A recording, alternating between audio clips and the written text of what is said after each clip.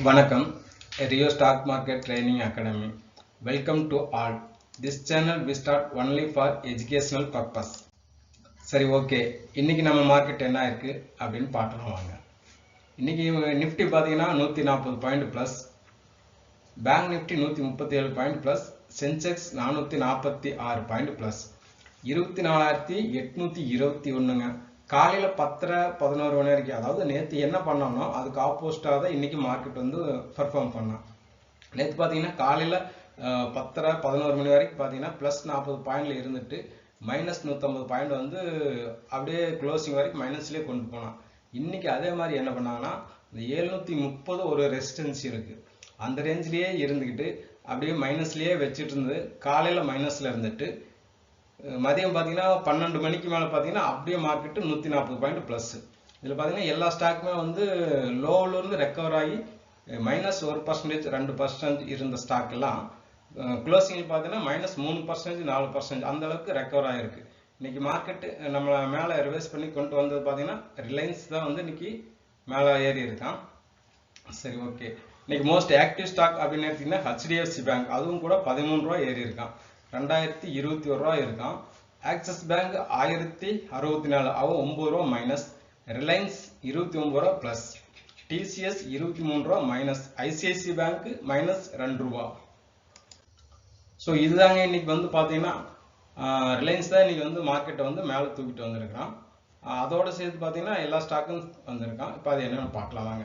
ஜியோ ஃபினான்ஸும் கூட இன்னைக்கு 321 ரூபா. ஆமாங்க, லோ பார்த்தீங்கன்னா காலையில் 306 நியரஸ்ட், அங்கிருந்து கிட்டத்தட்ட ஒரு 5 நாளாக இறங்கிட்டு இருந்தான் ஜியோ ஃபினான்ஸ்.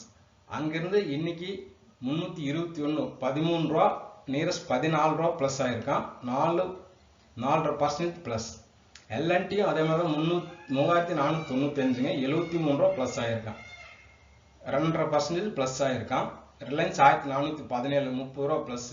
ஏசியன் பெயிண்ட்டும் அதே மாதிரி மைனஸில் இருந்தாங்க காலையில். அப்புறம் பார்த்தீங்கன்னா இன்னைக்கு க்ளோசிங்கில் நேத்தா வந்து ஹை கட் பண்ணி க்ளோஸ் பண்ணி காட்டியிருக்கான்.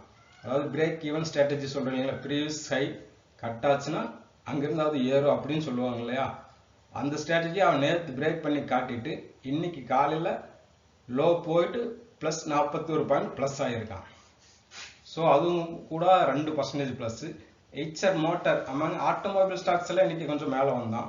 அதில் பார்த்தீங்கன்னா எய்ச்சர் மோட்டார் தான் 85 ரூபா ஏறி இருக்கான், 5470 ரூபா ப்ளஸ். சரி, ஸ்டாக் க்ளோஸ் ஆகிருக்கான், 85 ரூபா ப்ளஸ் ஏறி இருக்கான். இதில் பார்த்தீங்கன்னா SBI லைஃப் இன்சூரன்ஸ் பார்த்தீங்கன்னா 17 ரூபா மைனஸுங்க, 1833. பேங்கிங்ல பிரைவேட் பேங்க்ல பார்த்தீங்கன்னா ஆக்சிஸ் பேங்க் மைனஸ் 9 ரூபா, TCS 24 ரூபா, HDFC லைஃப் 5 ரூபா மைனஸ், டைட்டன் இன்னைக்கு 14 ரூபா மைனஸ் தாங்க. ஆல் ஓவரா பார்த்தீங்கன்னா ட்ரெண்ட்னு பார்த்தீங்கன்னா காலையிலேருந்தே ஏறிட்டு இருந்த ஸ்டாக் அப்படின்னு எடுத்துக்கிட்டா டாடா கெமிக்கல் தாங்க. அது இன்னைக்கு பார்த்தீங்கன்னா 7% அப் ஆயிருக்கான். பிசாஃப்ட் 6% அப் ஆயிருக்கான். கிரானுவல்ஸ் காலையிலேருந்து அப்படியே கிராஜுவலாக 1%ல ஆரம்பிச்சோம், அப்படியே மெதுவாக அப்படியே மேலேயே வந்துட்டான். நேற்றுல பார்த்தீங்கன்னா மைனஸில் இருந்தான், இன்னைக்கு கிரானுவல்ஸ் ப்ளஸ் 6% நியரஸ். ஸோ ஹிண்டு காப்பர் அதே மாதிரி நேற்று மைனஸ் 3%, இன்னைக்கு 4%. ஸோ நேற்று லோவிலிருந்து பார்த்தீங்கன்னா எல்லா ஸ்டாக்குமே இன்னைக்கு நியரஸ்ட் 5 to 6% வந்து அப்போ தான் க்ளோஸ் ஆகிருக்கான். இதில் பார்த்தீங்கன்னா ஃபார்மா தான் இன்னைக்கு ஸ்டாக் நிறையா ப்ளஸ் ஆகிருக்கான். கிரானுவல்ஸு, டோரண்ட்டு, சிஞ்சினு, பயோகானு இதெல்லாம் பார்த்தீங்கன்னா இன்னைக்கு ஃபார்மா செக்டரில் ப்ளஸ் ஆகிருக்கான். அது பின்னாடி இருக்கு என்னென்னு பார்க்கலாம். ஓவராலாக டவுன் ஆன ஸ்டாக்குன்னு எடுத்துக்கிட்டா ஐஏஎக்ஸ் இன்னைக்கு 3% மைனஸுங்க. பெட்ரோநெட் அதுவும் 3%.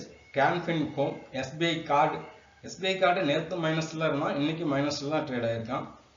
முத்தூட் ஃபினான்ஸு, SBI லைஃபும் இன்னைக்கு மைனஸ் தான். பந்தன் பேங்கு, TCS, டாபர் இதெல்லாம் இன்னைக்கு மைனஸில் க்ளோஸ் ஆகிருக்கான்.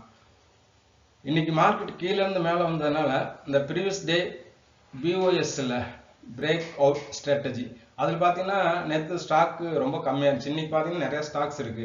கோத்ரேஜ் ப்ராப்பர்ட்டி இருக்கு, ஏசியன் பெயிண்ட் இருக்கு, DLF, BHEL, Eicher motor, Indus tower, Adani port, Divi's lab, MCX.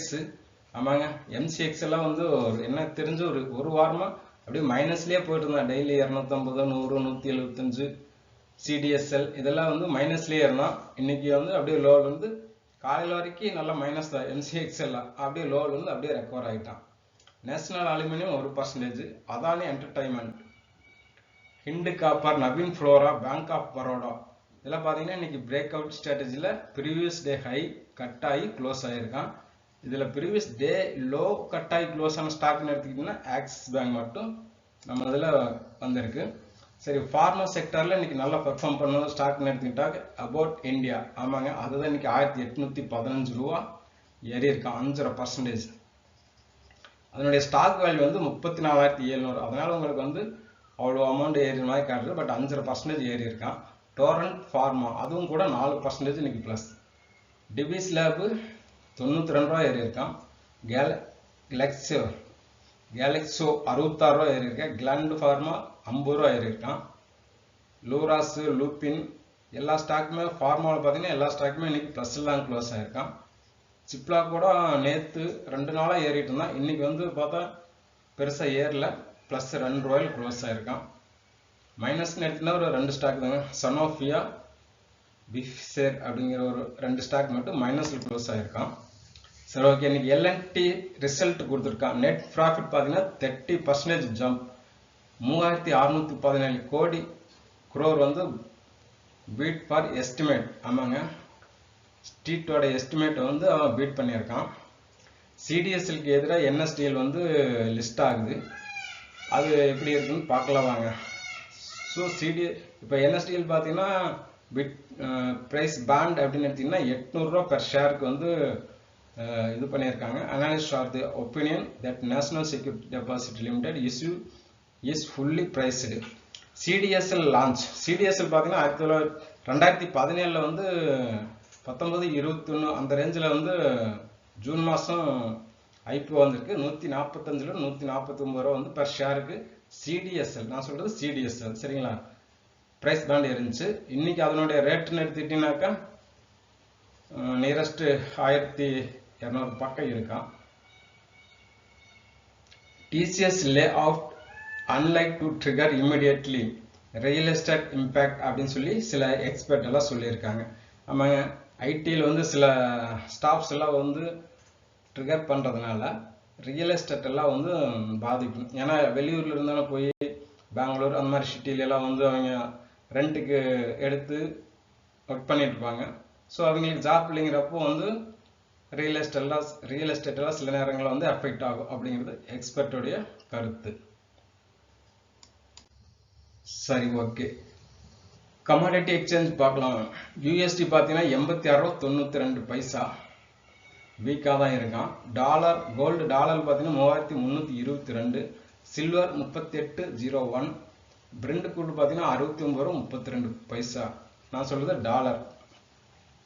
Gold 97,900 plus 0.36, silver 1,13,135, crude oil 5,864, 1.44 1.5% பிளஸ்ல தான் இருக்கான்.